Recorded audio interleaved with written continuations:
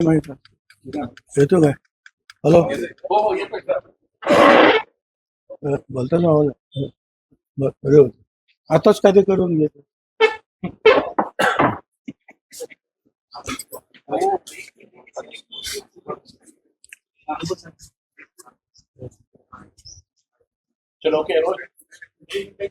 नाही ना, ते ओके नाही झाले, ते अजून चर्चा चालू आहे.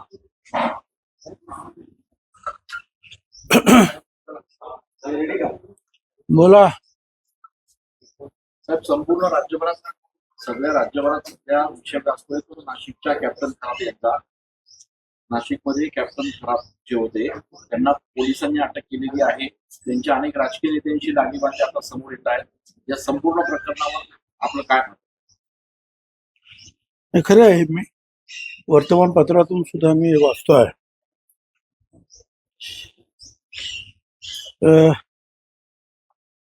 फारसं मला काय माहिती नाही या कॅप्टन थोरात बद्दल, पण माझे लोक सांगतात की आपल्याला पण काही लोक सांगत होते की त्यांच्याकडे जाऊन हातबीत काय ते अंकशास्त्र बघावं निवडणुकीचं वगैरे. पण मी काय गेलो नाही, जाऊ शकलो. अंधश्रद्धेपासून दूर राहिलं पाहिजे असं माझं मत आहे. ठीक आहे, मंदिर आहेत, मंदिरामध्ये तुम्ही ध्यान धारणा करा, योगा करा, प्राणायाम करा, दर्शन घ्या. काही चांगलं काम करणारे सुद्धा जे आहेत, गुरुजी वगैरे आहेत, ते समाजाची सेवा वगैरे करतात. पण अशा काही लोकांमुळे जे आहेत, मग ते सगळे एकजात बदनाम होतात. तर आता यांच्याकडे सुद्धा बरीच मोठी मोठी मंडळी येत होते. आता ज्या रुपाली चाकणकर त्या पुण्याच्या, त्यांना काय माहिती इकडे, त्यांना सुद्धा कोणीतरी तिकडे नेलं असेल. कोणी नेलं काय कल्पना नाही, पण नेलं असेल ना कोणीतरी. पण राजकारणामध्ये, समाजकारणामध्ये असलेल्या लोकांनी या सगळ्यांच्या बाबतीमध्ये मला असं वाटतं की काही सीमा आखून ठेवल्या पाहिजेत. कारण आपण जे करतो त्याचा सगळा परिणाम जो आहे हा आम जनतेवर होतो. कारण आम्ही लीडर आहोत, पुढारी आहोत. मग हे मंत्री जातात, मग आपल्याला जायला काय हरकत आहे? एवढं मोठं मनुष्य दिसतं. असा हा प्रभाव पाडण्याचे सुद्धा प्रकार खूप होतात. पण ठीक आहे, आता पोलीस चौकशी करतायत, त्याच्यामध्ये काय ते सत्य जे आहे ते बाहेर येईल. आणि त्यांनी जर आणखीन काही चुकीच्या गोष्टी केल्या असतील तर पोलीस त्या संदर्भामध्ये निश्चितपणे जे आहे कारवाई करतील. चाकणकरांचा जर विषय बघितला तर त्यांच्या संस्थांवरच त्या होत्या, त्यामुळे चाकणकरांचा जर विषय बघितला तर त्या खराच्या संस्थांवरच सदस्य होत्या चाकणकर, त्यामुळे त्या विरोधकांच्या टीकेच्या धनी ठरल्या. आहे ना, आता सतत आपण जायला लागलो आणि एखाद्याला मदत करायला लागलो की मग कोणतरी त्यांना आपलं संस्थेवर सुद्धा घेतातच. चला बाबा, मोठी माणसं आहेत, मोठ्या पदावरचे लोक आहेत, आपल्याला मदत होईल, आपल्या संस्थेला मदत होईल म्हणून घेतात. घेतला असेल त्यांना.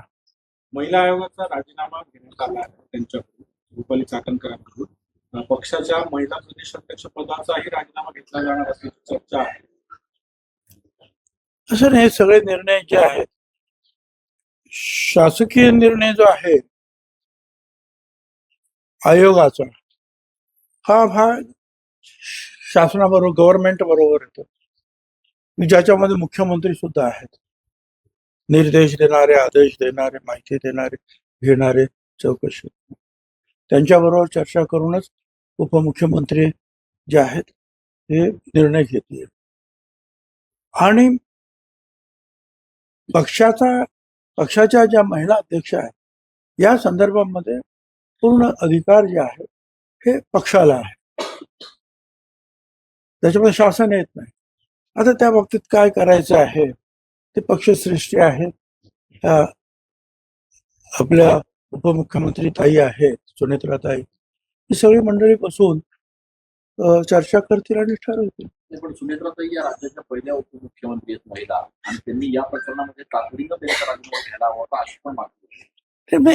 मागणी तर आपण करतोच आहोत, पण एखादा आरोप झाल्यानंतर त्याच्यामध्ये किती तथ्य आहे, काय आहे, हे 1-2 दिवस समजून तर घ्यायला पाहिजे की नाही. पण आमच्यासारख्यांना किंवा सुनेत्राताईंना सुद्धा उपमुख्यमंत्री अनेक कामं असतात, कुठे हा कार्यक्रम, तो कार्यक्रम, तो. त्याच्यातून हे सगळं बघायचं असतं. त्याच्यामुळे काय सत्यता आहे, हे तपासल्याशिवाय झटपट असा राजीनामा घेणं सुद्धा योग्य ठरत नाही. तो मग अन्याय होईल. त्याच्यामुळे त्यांनी माहिती घेतली असणार आणि माहिती घेतल्यानंतर विशेषतः मुख्यमंत्र्यांनी माहिती घेतली असणार आणि त्याच्यानंतर चर्चा झाली असेल. कारण हे पद महत्वाचं पद आहे आणि त्याबद्दल साहजिकच जे आहेत मुख्यमंत्री आणि सगळ्या मंडळीशी चर्चा करणं आवश्यक होतं. चाकणकरांची पण चौकशी करा, त्यांना अटक करा अशी देखील मागणी. हं? चाकणकरांची पण चौकशी करा, त्यांना आता असं नाही की त्यांनी काय चुकीचं काय केलं असेल तर पोलीस पाहून घेतील. महिलांच्या लैंगिक शोषणासोबतच घरातले अनेक ठिकाणी शेतकऱ्यांची बळजबरी जमीन बळकावल्या असे देखील प्रकार आता समोर यायला लागले. म्हणजे विशेषतः सिन्नर असेल, शिर्डी असेल. आता असं आहे ना की त्यांना अरेस्ट झालेली आहे. जोपर्यंत हा पॅन्डोरा बॉक्स उघडत नाही तोपर्यंत सगळे दबून असतात. पण एकदा अशी कारवाईला सुरुवात झाली की ज्यांच्यावर अन्याय झालेला आहे, ज्यांच्याकडे जास्ती माहिती आहे, ते ताबडतोब जे आहे त्या तपास यंत्रणेकडे जातात आणि ती माहिती पुरवतात आणि त्यातून मग आणखी केसेस तयार होतात. साहेब, पण ज्यावेळी याच्यात दुर्दैवी गोष्ट अशी आहे की अनेक IPS IAS अधिकाऱ्यांची देखील त्यांच्या दरबारात हजेरी होती.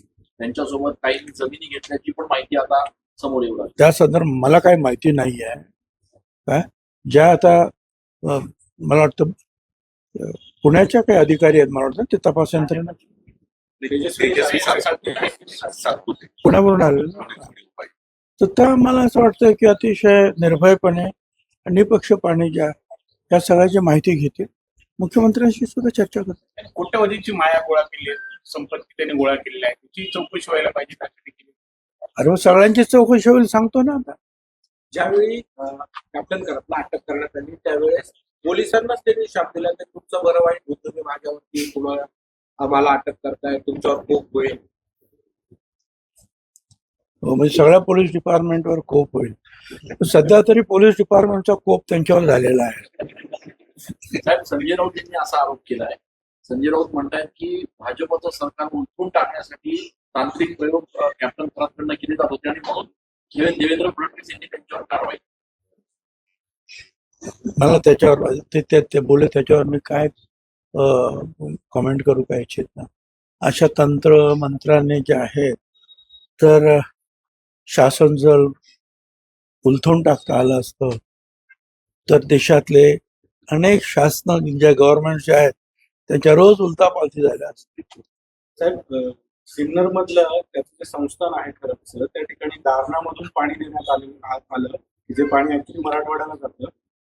खास पाईपलाईनने ते पाणी त्या ठिकाणी आणण्यात आलं, त्यासाठी सरकारचाच निर्णय झाला. महाविकास आघाडीच्या काळात GR काढण्यात आला. नाही महाविकास आघाडीच्या काळात GR काढला होता जलसंपदा विभागात. नाही, असं अनेक ठिकाणी होतं, नाही असं नाही.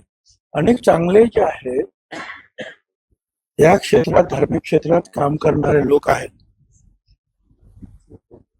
त्यांनी अनेकांना ज्या आता नोकरी दिलेली आहे. अनेक ठिकाणी पाणी नेऊन जे आहे तिथे चांगली शेती वगैरे करून फुलवलेली आहे आणि स्थानिक लोकांना सुद्धा रोजगार उत्पन्न करून दिलेला आहे. चांगली गोष्ट सुद्धा करतात. तर ती काही पहिलीच गोष्ट नसणार, अनेकांना दिलेली असतात. अशा शक्य असेल आणि पाणी असेल आणि तुम्ही जर मागितलं तर देतात ना परवानगी. त्यांना काय माहिती की हा मनुष्य काय करतोय. कुणाला आपण पाणी मागितलं त्याला देतो. आता तो बाहेर काय त्याचा उद्योग धंदा आहे ते अधिकारी काय त्यांना माहिती आहे. नियमात बसलं असेल त्यांनी दिलं असेल. केसरकर शिक्षण मंत्री असताना शिक्षण खात्यात सर्व बदल्यांची शिफारस बाबा करायचं असं संजय राऊत यांनी आवाहन.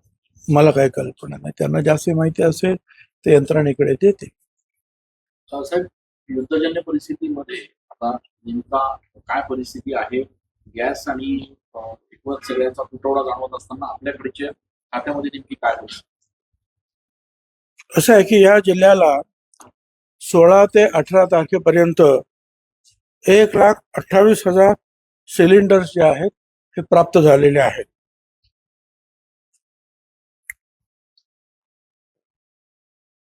एकशे 35 गॅस एजन्सीज काम करतायत आणि या युद्धापूर्वी जेवढा कोटा मिळत होता तेवढाच कोटा आता जिल्ह्याला मिळालेला आहे, देण्यात आलेला आहे. हे खरं आहे की कमर्शियल वापरासाठी, हे सगळं घरगुती वापरासाठी मी म्हटलं, तर कमर्शियल वापरासाठी अजूनही सरकार, केंद्र सरकार विशेषतः काळजी घेते आहे.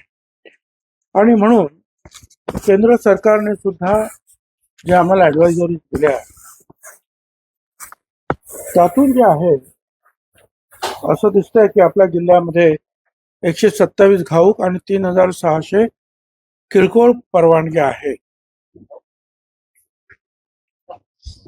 ज्यांनी साठा केला किंवा काळा बाजार केला असा 3 ठिकाणी कारवाया केलेल्या आहेत. 7 लोकांना अटक झालेली आहे आणि 25,73,000 रुपयाची मालमत्ता जप्त करण्यात आलेली आहे.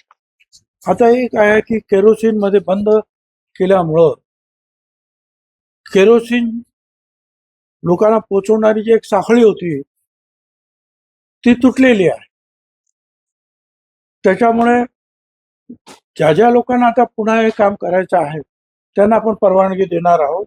आणि म्हणून मग सरकारने आम्ही असा आदेश काढलेला आहे सर्व जिल्हाधिकाऱ्यांना की ज्यांनी परवान्यासाठी, नूतनीकरणासाठी अर्ज केलेले आहे ते सगळे मंजूर केलेत असे समजण्यात यावे, वेळ घालवू नये. सगळं नूतनीकरण जे आहेत, परवाने धारक जे आहेत त्यांचं नूतनीकरण झालेलं आहे असं समजायचं आहे. नंतर आवेदन शुल्क, नूतनीकरण शुल्क, विलंब शुल्क हे सगळं माफ करावं असं सुद्धा सांगितलं. 2 वर्षापेक्षा आणि 5 वर्षापेक्षा कमी कालावधीच्या विलंबाची जी प्रकरणं जी आहेत ती गव्हर्नमेंटकडे येत होती, त्या अशा प्रकरणावर जिल्हा स्तरावरच जिल्हाधिकाऱ्यांनी निर्णय घ्यायचा आहे, म्हणजे त्याच्यामध्ये आणखी वेळ जाणार नाही या सगळ्या गोष्टीसाठी. केरोसिन परवाने वारसाच्या नावे करण्याचे जे काही असे काही प्रलंबित असतील परवाने, तात्काळ ते ताबडतोब वर्ग करण्यात यावे. ज्या गावांमध्ये किरकोळ केरोसिन परवाना धारक नाहीत त्या गावामध्ये रास्तभाव दुकानदार जे आहेत त्यांना हे काम देण्यात यावं आणि त्यांना परवाना देण्यात यावा. आता या बाबतीमध्ये जे सरकारने आणि भारत सरकारने सुद्धा आम्हाला कळवलं की अगोदर जे आहे हे स्वयंपाकाचा गॅस जो आहे, घरगुती गॅस, तो 100% पुरवायचा, तो मिळतो आहे अशी माझी माहिती आहे. मग तो LPG असेल, PNG असेल, पाईपद्वारे. त्याच्यानंतरचा जो गॅस जो आहे हा शैक्षणिक संस्था ज्या सर्व त्यांना 100%, हॉस्पिटल शासकीय असतील खाजगी असतील 100%, शैक्षणिक सुद्धा खाजगी असतील सरकारी 100%, स्मशानभूमी 100%, वृद्धाश्रम 100%, अनाथाश्रम 100%, आणि ह्या ज्या कॅन्टीन्स आहेत, मी पुढे ज्या सांगतोय, संरक्षण क्षेत्राच्या कॅन्टीन्स आहेत, शासकीय आणि सार्वजनिक क्षेत्राच्या कॅन्टीन्स आहेत, रेल्वेच्या कॅन्टीन्स आहेत, हवाई वाहतूक करणाऱ्यांच्या ठिकाणी कॅन्टीन्स आहेत, पोलीस आणि तुरुंग यांच्या कॅन्टीन, यांना 70% कोटा पुरवण्यात यावा. आणि मग औषध उद्योग, बीज प्रक्रिया, मत्स्यपालन, स्थलांतरित कामगार फक्त रिफिलिंगसाठी, corporate canteen, industrial canteen, corporate guest house, अतिथीगृह, अन्न प्रक्रिया उद्योग, दुग्ध उद्योग, शासकीय PSU आणि LPGशी निगडीत मॅन्युफॅक्चरिंग अँड सर्व्हिसेस त्यांना 50%. ह्या ॲडवायझरी ज्या आहेत ज्या भारत सरकारने आम्हाला कळवल्या त्या आम्ही सर्व जिल्हाधिकाऱ्यांना कळवलेल्या आहेत. तूर्त तरी असं वाटतं की ठीक आहे की अधिक काही आता हा जागतिक प्रश्न आहे. हा फक्त काय नाशिक जिल्ह्याचा किंवा महाराष्ट्राचा किंवा देशाचा नाही. जपान पासून युरोप अगदी अमेरिकेत सुद्धा त्याचे भाव वाढले आणि युद्ध जे आहे अजून काही समाप्तीच्या मार्गावर आहे असं काही एकूण काही दिसत नाही. परंतु भारत सरकारनं काही वेळेला रशियाकडून, काही व्हेनेझुएलाकडून, काही इराणकडून, काही इतर ठिकाणावरून अशा ठिकाणून जास्तीत जास्त जे आहे या जे पेट्रोलियम पदार्थ जे आहे आणलेले आहेत. इराणने सुद्धा त्या होर्मुझच्या खाडीमधून आपली काही जहाजं सोडलेली आहेत. त्यामुळे आणि भारत सरकारनं हे HPCL, IOCL जे आहेत त्याच्या सरकारी कंपन्या आहेत रिफायनरीज, त्यांना सांगितलंय की प्रोपेन आणि बुटेन याचा सगळा वापर जो आहे हा LPG साठीच करायचा आणि जास्तीत जास्त LPG 9,000 मेट्रिक टन होतं ते 11,000 मेट्रिक टनवर त्याचं उत्पन्न वाढवलं गेलेलं आहे. तर अशा ठिकाणी भारत सरकार, महाराष्ट्र सरकार या बाबतीवर रोजच्या रोज त्याची माहिती घेऊन लोकांना त्यांना आश्वस्त करण्यात येत आहे. काही ठिकाणी खरोखरच आपण देऊ शकणार नाही अशा वेळेला अडचण आहे. 3 ठिकाणी जिल्ह्यामध्ये जवळपास पंपाचे जे सेंटर आहेत ते बंद आहेत. HPC, BPCL सिन्नर नाही आता आपण माहिती घेतोय किती आहेत हे तुम्हाला मी सांगितलं. 127 घाऊक आहेत, 3,600 जे आहेत हे किरकोळ परवाने आहेत. आता हे सगळं मी तुम्हाला सांगितल्यानंतर साहजिकच अनेक लोक पुढे येतील आणि हे मी तुम्हाला सांगितलं त्यांना परवानगी वगैरे देण्याच्या ज्या काही प्रोसिजर्स राहतील ते त्यांना परवानगी मिळाले असं समजण्यात यावं. वारसाला देण्यात आले, वर्ग करण्यात आला असं समजण्यात यावं. म्हणजे याच्यात अजिबात वेळ घालवायचा नाही अशा प्रकारच्या सूचना देण्यात आलेल्या आहेत. साहेब अनेक ठिकाणी काळा बाजार घडला, 2-3 ठिकाणी त्यांना आम्ही सांगितलं तुम्हाला काळा बाजारमध्ये 3 ठिकाणी कारवाई झाल्या. अजूनही आमच्याकडे जे काही माहितीवर आम्ही त्याच्यावर कारवाई करू. 7 लोकांना अटक केलेली आहे आणि 25,73,000 रुपयाचा माल जप्त करण्यात आले. साहेब, जामनगर मधनं आपल्याकडे जो पुरवठा होतो गॅस येतो त्याचा माल सध्या आलेला नाही, त्याचा शॉर्टेज असल्याची माहिती होती. आपण या संदर्भात काही माहिती द्या. असं आहे की आपल्याकडे जो आहे हा पूर्वी जेवढा येत होता तेवढाच जे आहे LPG वगैरे आज येतो आहे. परंतु संपूर्ण देशामध्ये पूर्णपणे सगळ्यांनाच जे आहे हा LPG किंवा PNG मिळतो असं नाही. ज्या अडचणी आपल्याकडे आहेत त्या अडचणी गुजरातमध्ये आहेत, कर्नाटकमध्ये आहेत, तेलंगणामध्ये सगळे. आणि याच देशात असेच नाही, जपानपर्यंत सगळ्या देशांमध्ये या अडचणी आहेत. साहेब, घरगुती गॅस जो आहे तो पाईपलाईनद्वारे दिला जातो, विशेषतः मुंबई पुण्यामध्ये घरगुती गॅस पाईपलाईनद्वारे दिला जातो. त्या ठिकाणी काही वेळ निश्चित करून देण्यात आली का? कारण काही ठिकाणी असं म्हटलं जात आहे का 3 तास हा गॅस पुरवठा होणार आहे घरगुती गॅस. माझ्याकडे ती काही माहिती नाही आहे, परंतु PNG आणि LPG तूर्त तरी घरांसाठी पूर्णपणे पुरवला जात आहे.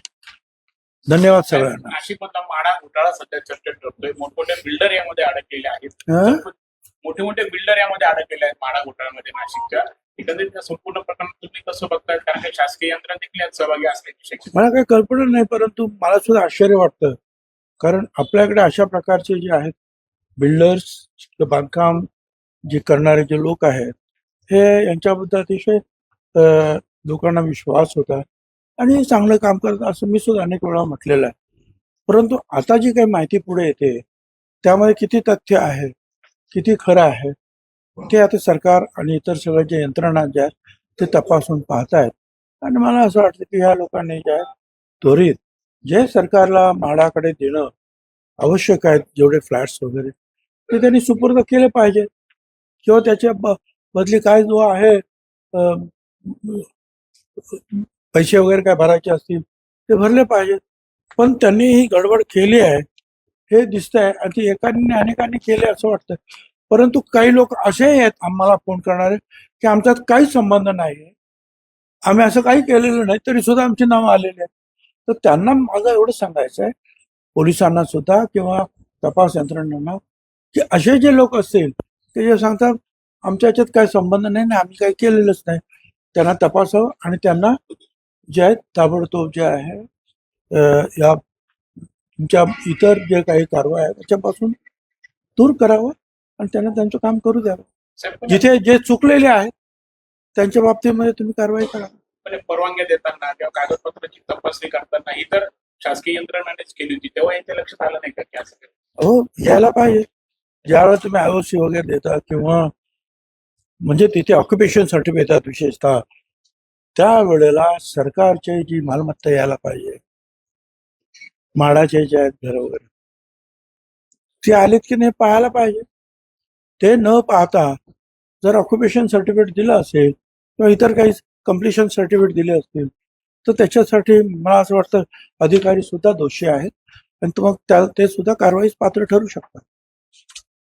धन्यवाद. तिथं उभं राहतं.